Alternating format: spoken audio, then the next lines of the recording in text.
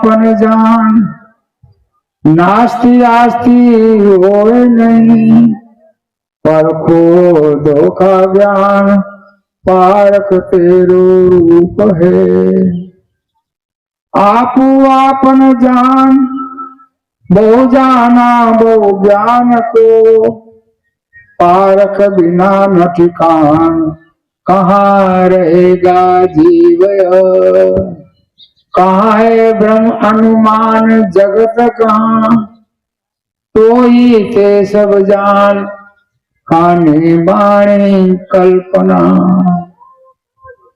जो तू चाहे मुझको छाड़ सकल की याद, मुझे ही ऐसा होए रहो, सब सुख तेरे पास।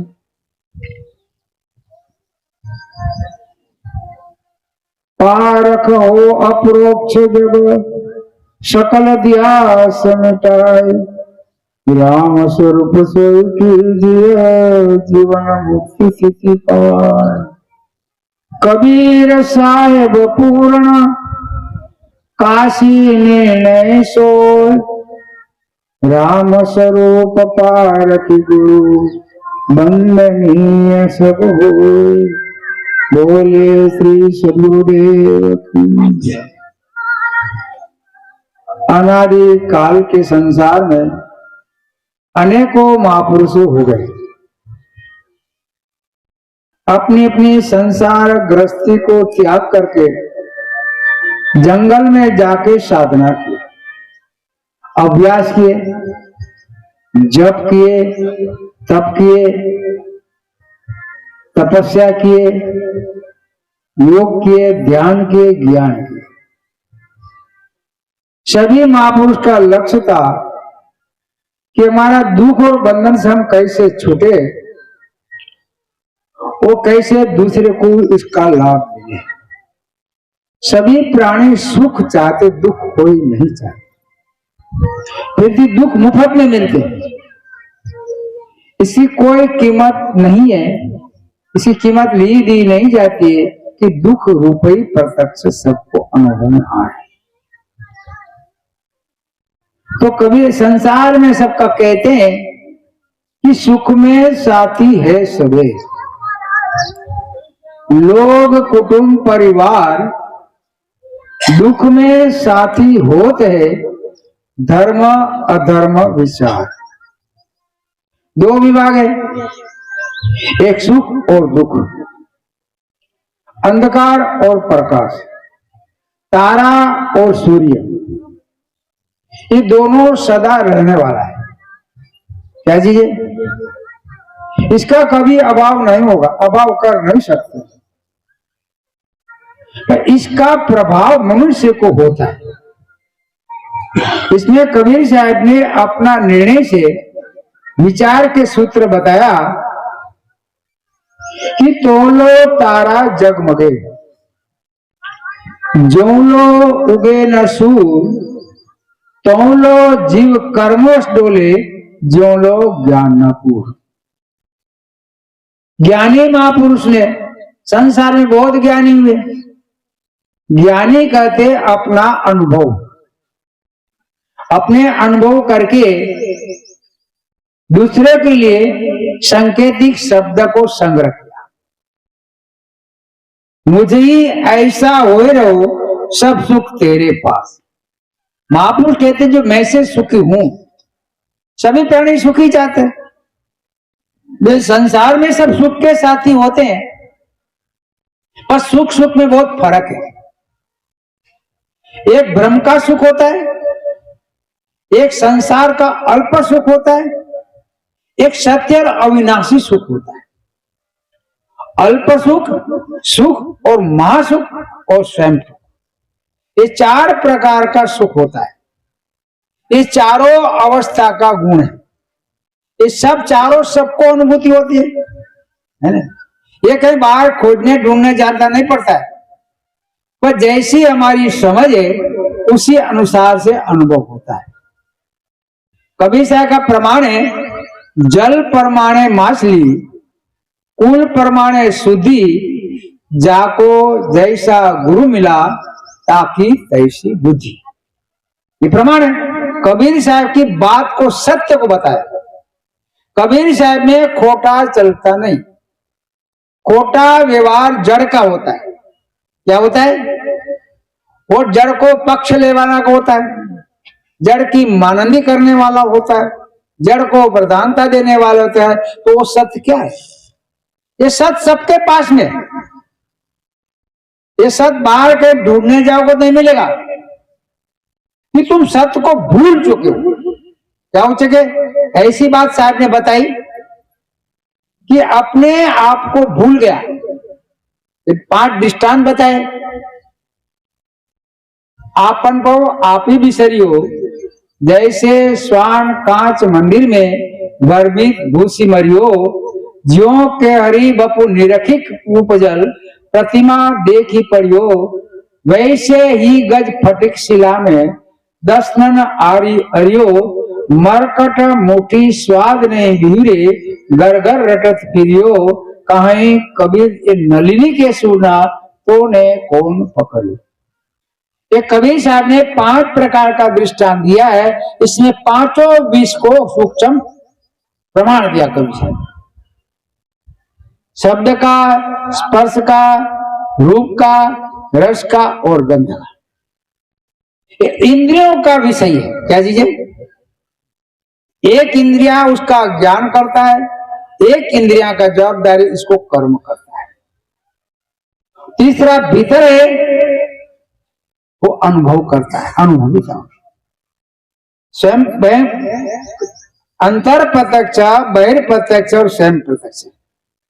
जो बहिर्प्रत्यक्ष है, आंख है, कान है, जीभ है, चमड़ी है, नासिका है, ये बाहर का ज्ञान करते हैं।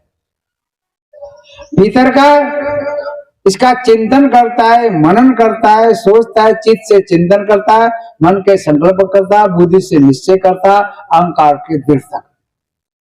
ये ज्ञान है।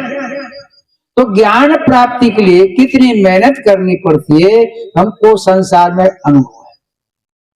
हमारे एक बालक को ज्ञान को प्राप्त करने के लिए, सिद्धि प्राप्त करने के लिए, डिग्री प्राप्त करने के लिए कितना समय लगता है?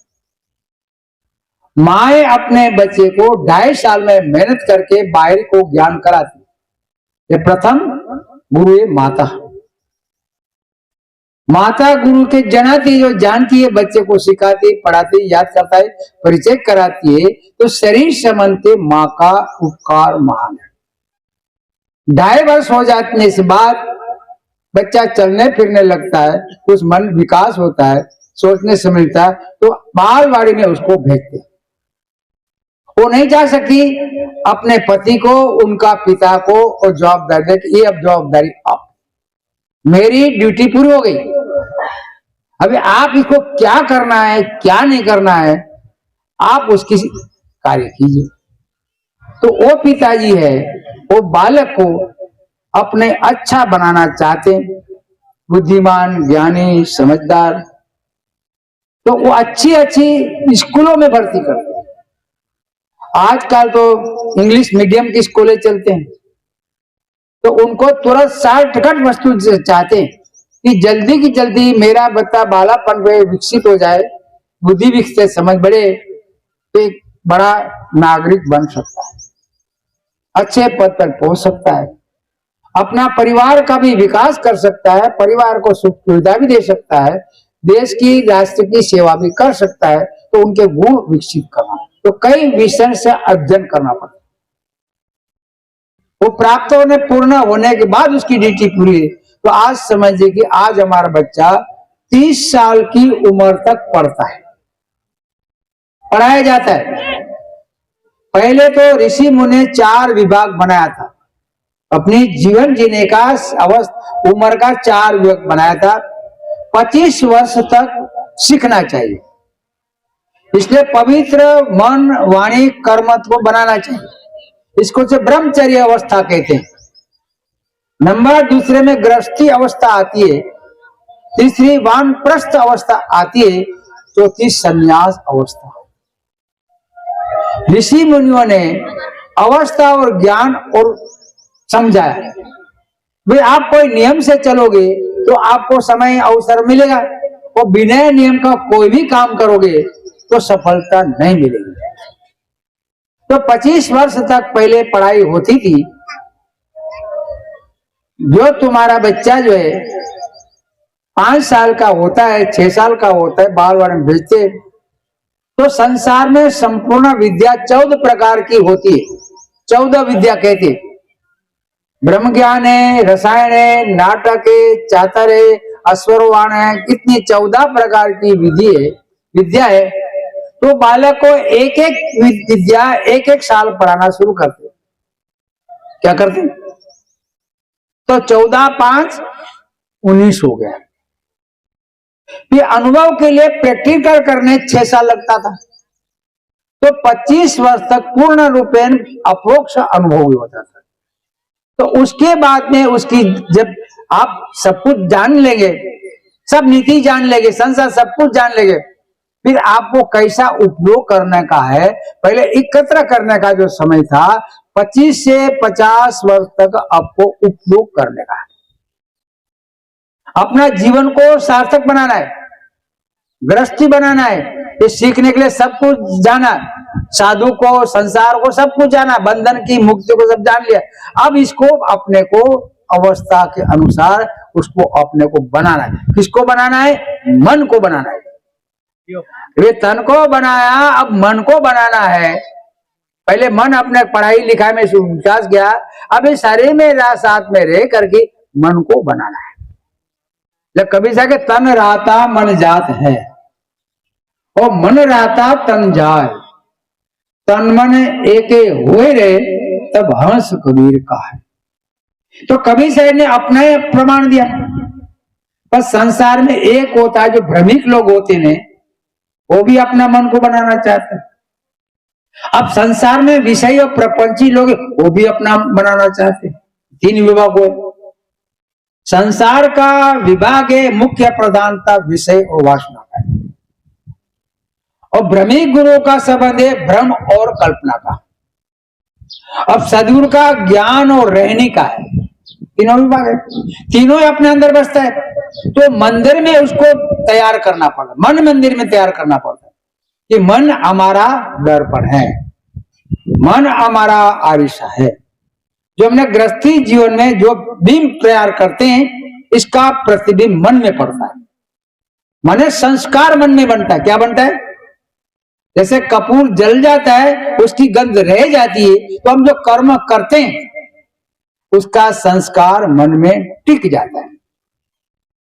जैसा बीज है वैसा ही झाड़ तैयार होता है। हमने जो कर्म का बीज बोया, उत्तम बीज बोया, मध्यम बोया, कनिष्ठ बोया। हमने कर्म का बीज बोया, वाणी का बीज बोया और ज्ञान का बीज बोया। तो ज्ञान प्राप्ति के लिए कर्म और वाणी से ज्ञान नहीं होता है। कर्म वाणी से ज्ञान मन से होता है। कर्म और वाणी संसार का बहिराग संबंध होता है। ज्ञान का संबंध सदगुरु से होता है। सदगुरु को हमको मन समर्पित करना पड़ता है। संसार में एक दूसरे को शरीर को समर्पित करना पड़ता है। तो गुरु का शिष्य के माध्यम से मन के द्वारा ज्ञान प्रकट होता है। ज्ञान माने विचार की आदान प्रदान की व्यवस्था होती है। तो प्रथम ज्ञान का 4 साधन है: श्रवण करना, मनन करना, निधिध्यासन करना और साक्षात करना। दूसरा साधन है त्रिणी दोषों को सुधार करके मल, विक्षेप और आवरण। ये तो 4 साधन है: मुमुक्षुता,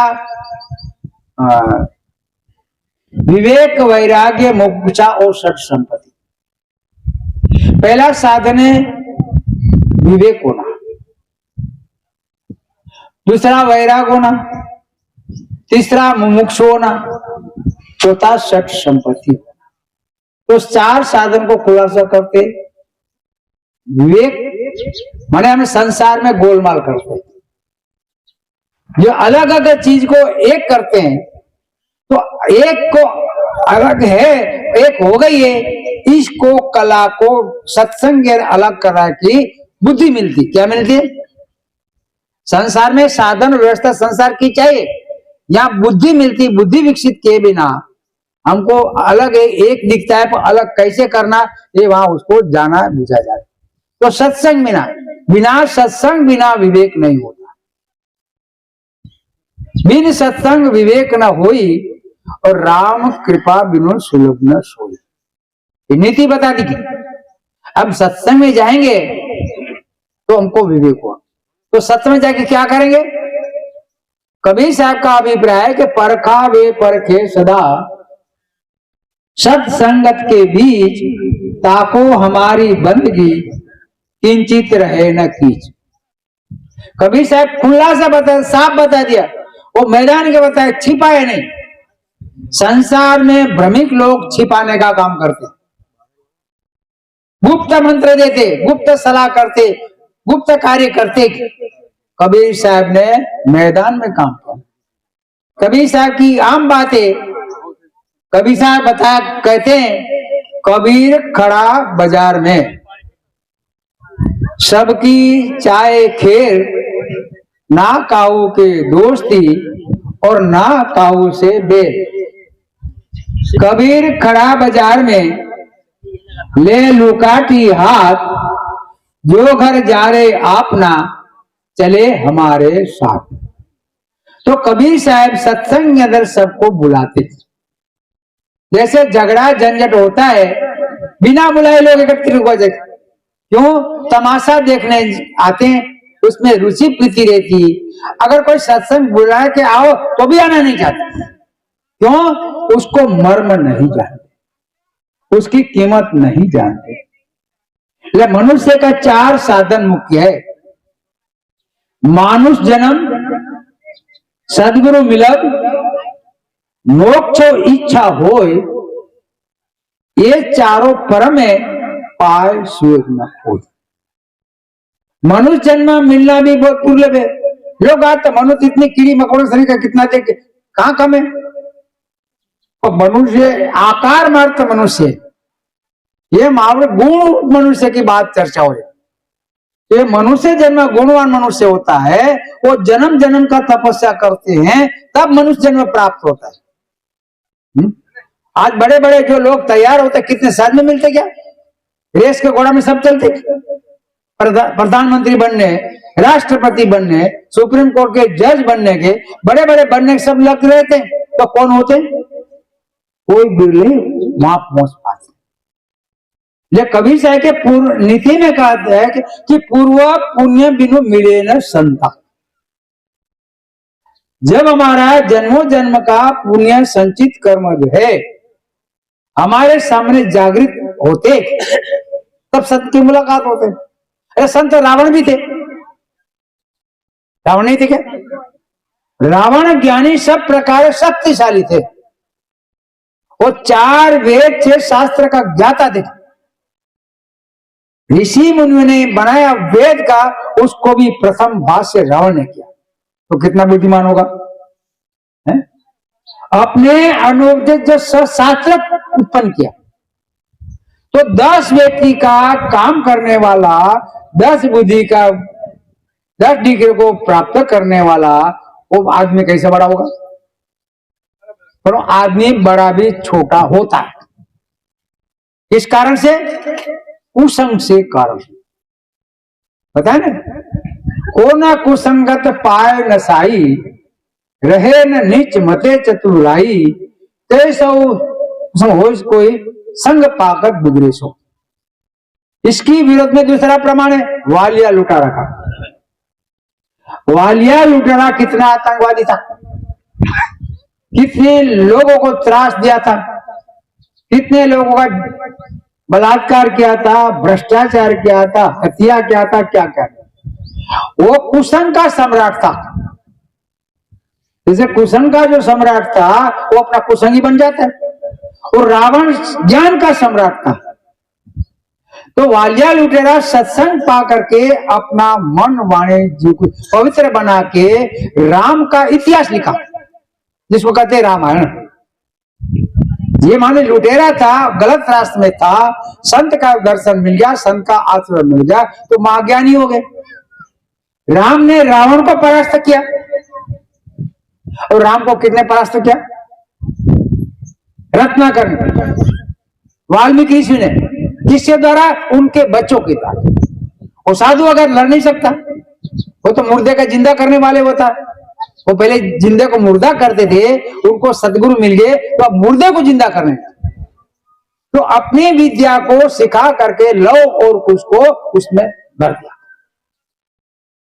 उनको जैसे अन्याय से सीता माता को जंगल भेज दिया, उनका कोई दोष नहीं था कि दूसरों ने अतिक्रमण करके धोखा दिए, उनका सतीत्व को नाश किया, तो उसका क्या दोष है? आप कमजोर लोगों को शक्तिशाली सता तो बेचारे क्या करे? लाचार, दी नहीं लाचार। तो उसकी शिक्षा प्राप्त के लिए, शिक्षा देने के लिए वही वाल्मीकि जी ने उसकी सब कला को सिखाया। 14 प्रकार की विद्या को उसने लव कुश को पढ़ा करके, और राम ने 10 साल के बाद में विश्वामित्र यज्ञ किया। क्या किया? राजगद्दी